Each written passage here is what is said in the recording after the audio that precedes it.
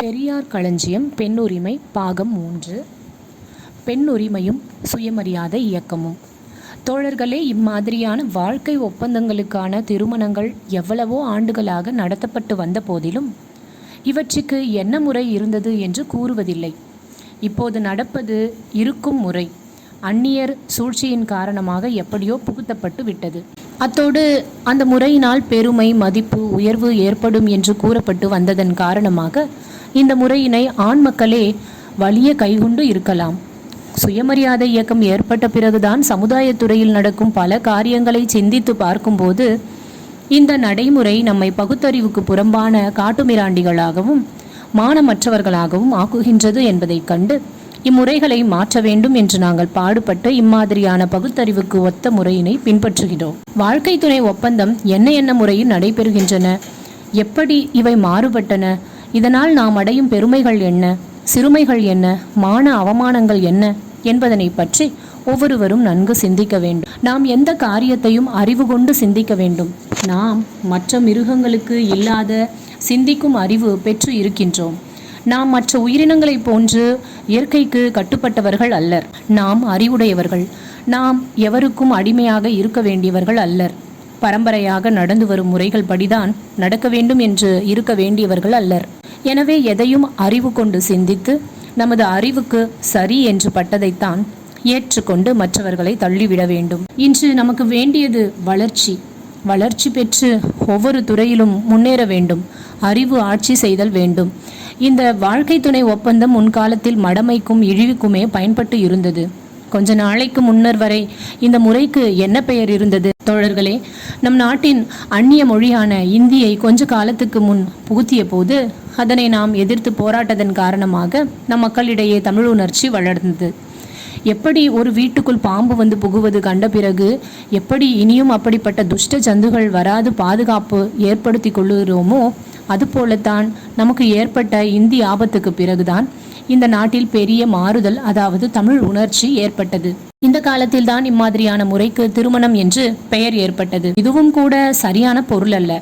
இதற்கு முன் வரையிலும் எல்லாம் வடமொழியிலேயே பெயர்கள் இருந்து வந்தன.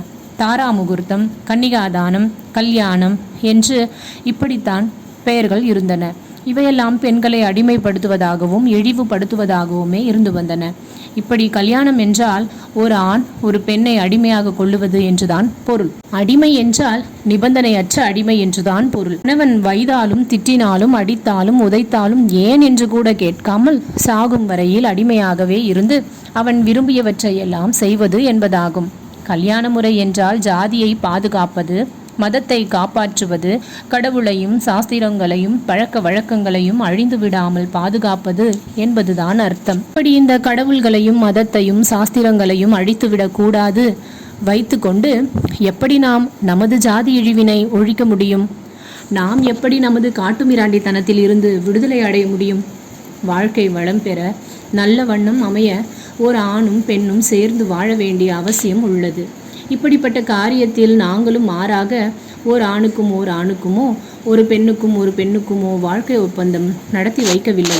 ஓர் ஆணுக்கும் ஒரு பெண்ணுக்குமே திருமணம் செய்து வைக்கின்றோம். இப்படிப்பட்ட நிகழ்ச்சிக்கு கடவுள் என்ன வேண்டியிருக்கிறது? மேல்நாட்டு பெரிய பகுத்தறிவுவாதி பெர்னார்ட் ரசல் என்பவர் உலகத்தில் உள்ள முட்டாள்கள், அயோக்கியர்கள் ஆகியவர்களை காட்டிலும் மிக மிக முட்டாள், மிக மிக அயோக்கியர் இந்த கடவுளை உண்டாக்கியவர்கள் என்று கூறியுள்ளார். தோழர்களே, கடவுள் கடவுள் என்று வெறும் சம்பிரதாயத்துக்கு கூறுகின்றானே ஒழிய எவனிடத்தில் கடவுள் பற்று இன்று உள்ளது? எவனை வேண்டுமானாலும் எடுத்துக்கொள்ளுங்கள். அவனின்றி அணு ஒன்றும் அசையாது, ஆக்கலும் அழித்தலும் எல்லாம் அவனே என்று கூறுகின்றான். இப்படி கூறுகின்றவனில் எவனெல்லாம் கடவுள் பார்த்து கொள்வார் என்று வீட்டுக்கு தாழ்பால் போடாமல் இருக்கின்றான்? எவன் கடவுள் பார்த்து கொள்வார் என்று பெட்டிக்கு பூட்டு போடாமல் இருக்கின்றான்? தோழர்களே, இன்றைய உலக வளர்ச்சியும் கூட படிப்படியாக இப்படி வளர்ந்து விடவில்லை. இந்த 100-150 ஆண்டுகளில்தான் இப்படிப்பட்ட மாறுதல்கள் அடைந்து இருக்கின்றோம். இந்த மின்சார லைட்டுகள், விசிறிகள், மைக், மோட்டார், ரயில், ஆகாய விமானம், மற்ற விஞ்ஞான அதிசய அற்புதங்கள் எல்லாம் ஏற்பட்டு இருக்கின்றன. சுமார் 70-80 வருஷங்களுக்கு முன்வரையில் நாம் சக்கி முக்கி கல்களை பயன்படுத்தி கொண்டுதானே இருந்தோம். இந்த சுயமரியாதை இயக்கம் தோன்றிய பிறகுதான் பெண்கள் ஏன் அடிமைகள், நாம் ஏன் உரிமைகள் பெற அருகதை அற்றவர்கள் என்று கேட்க எண்ணம் வந்தது. எங்கள் சுயமரியாதை இயக்கம்தான் பலதார மனம் கூடாது, விதவை மனம் வேண்டும், ஆண்கள் வைப்பாட்டி வைத்திருத்தல் கூடாது, பெண்களுக்கு கல்வி சொத்து ஆகியவைகளை பெற உரிமை அளிக்க வேண்டும், பெண்களுக்கு மனவிலக்கு உரிமை வேண்டும் என்று செங்கற்பட்டு மாநாட்டிலேயே தீர்மானம் போட்டோம். அன்று வைதிகர்களும் பெண்களுமே கூட மாநாடு கூட்டி எதிர்த்தார்கள்.